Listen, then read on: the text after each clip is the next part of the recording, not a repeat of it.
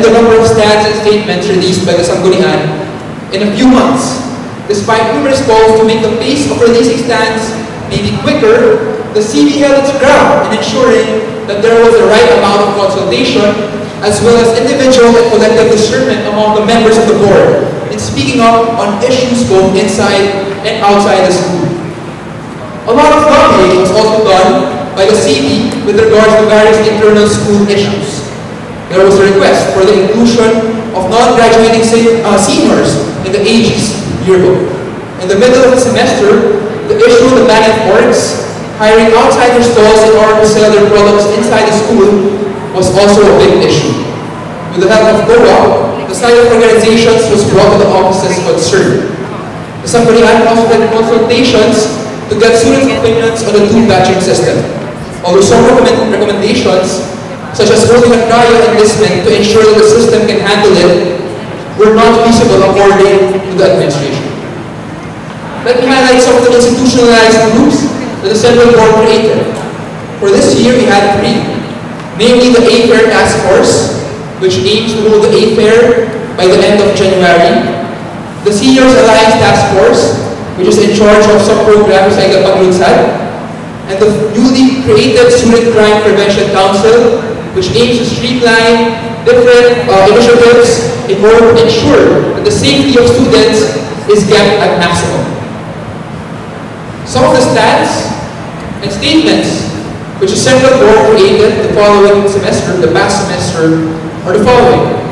We started with a statement regarding the student perception survey of Ateneans on the impeachment trial of Chief Justice Renato Aurora, a call for truth and integrity, which we released right before the verdict was released, a Sanggunian stand for intellectual integrity to highlight plagiarism cases in the Senate, Sanggunian stand on the Freedom of Information Bill, the last stand we released before the first semester, Sanggunian statement on the recent events regarding HB 4244 as a sign of support for the 192 faculty which signed their support for the passage of the Reproductive Health Bill.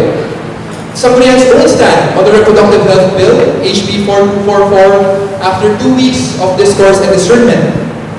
The statement on the lowering of the age of criminal liability to 12, which we opposed, HB 6052. Talks on the Asia Pacific Economic Zone, or APECO, and our own stand against APECO. And finally, Sanggunian stand on mining. These are just some of the stands which we have created. But again, the challenge is not just on creating stands, but bringing them down to the level of the students. How aware are students really of these issues? And how can we make them act on these issues and air their own concerns, their own sides on these issues? This is a challenge that continues to be of primary importance as we move on to the second semester. Let me now move on to our more active role in external affiliations. It is important to keep up with the times and for us to take the lead when needed. I can say that we now have stronger affiliations through our different alliances, such as Bukrot Atenista, where we just passed on the Secretary General's officeship to Ateneo de Davao University after holding it for 5 straight years. Our last act as part of the Permanent Secretariat was to pass the 2013 Ateneo Youth Agenda, which we will be disseminating in the next few weeks, and the creation of the Bukrot Atenista Humanitarian Aid Network, or BAHAT Network, to show that schools in the Bukrot Atenista Alliance can be united, especially in times of disaster and calamity. The Sanggunian is also an active member of the Student Council Alliance of the Philippines and the Strawbill Coalition, which actually just held a parade to celebrate International Students' Day here on campus last Saturday. Finally, one of my final projects as president is to revive the Union of Catholic Student Councils, an alliance of Catholic student councils in NCR and around the country, in order to be active in issues, especially that which has something to do with us in our Catholic identity. The Department of External Affairs will continue to make these connections stronger, not just in our activities, but in social issues and engagement as well. through revitalized Kapihan sessions, which will happen towards December and January, as well as exhibits. We will have one tomorrow in celebrating democracy and remembering the violent times of martial law in MDP Basement, which I invite all of you to visit from Tuesday to Friday. This will ensure that students are bridged in order to make them more aware of the external issues that we face, not just as Sangguniang, but as the local school student body as well. One of the key projects that the Sangguniang embarked on this first semester is a unified grant system through the Sangguniang Subsidy System, or SSS. For the first time in Sanggu's history, the SSS has been fixed in such a way that it will cater specifically to the constituency, enabling more projects, theses, and conferences to be funded by the Sangguniang. This year, we have allotted more funds for the SSS. The complete structure has been decentralized to the school board level. We have set specific dates for 3 different cycles so that applicants can plan their proposals better as the year goes along. The first cycle ended last August, while the second cycle ended last October. There is now a closer coordination with the Office of Student Activities, COA, and the Central Accounting Office to avoid overlaps between different groups and orgs and to ensure a more efficient disbursement of funds. Now I go on to our 3 main highlights for the semester, which is the 3 key arms for our thrust, namely identity building, community building, and nation building. These are some of the initiatives we have done through our departments, through our school boards, and through our offices, which we aim to make the local schools community better prepared and better informed with the happenings around school and outside school. The Sangguniang started with the freshman nights.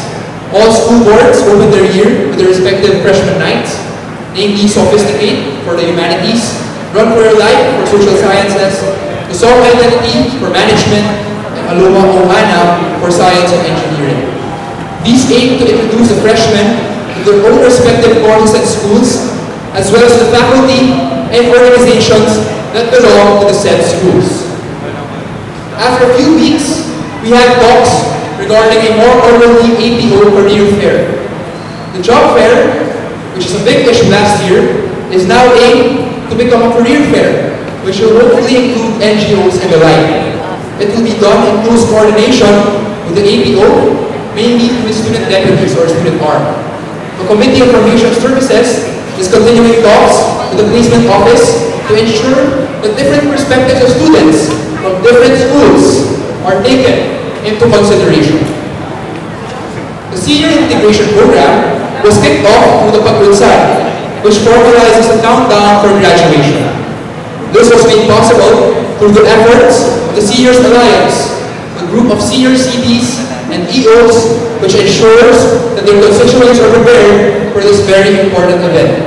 In fact, right now, we are having discernment talks for some schools in the York Hall as of the moment.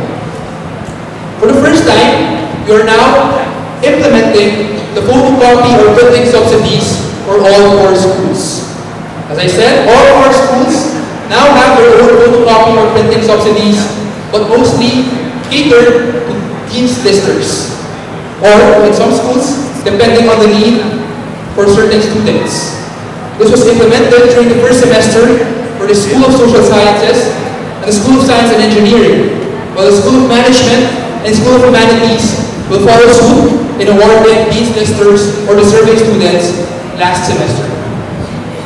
Also, for the first time, we held the Nutrition Week called Kaplusugan. The first ever Nutrition Week was held highlighting the importance of proper exercise and diet, as well as sustainable policies inside the school to promote nutrition and wellness. Different food stalls, such as the AMPC, Dual Gold, and JSEC, participated in this event, offering healthier options for Athenians and raising awareness. Various initiatives are also planned for the next few months through the Nutrition Council, a newly formed school committee with some sample reps in it, tasked to review and recommend policies for a healthier campus.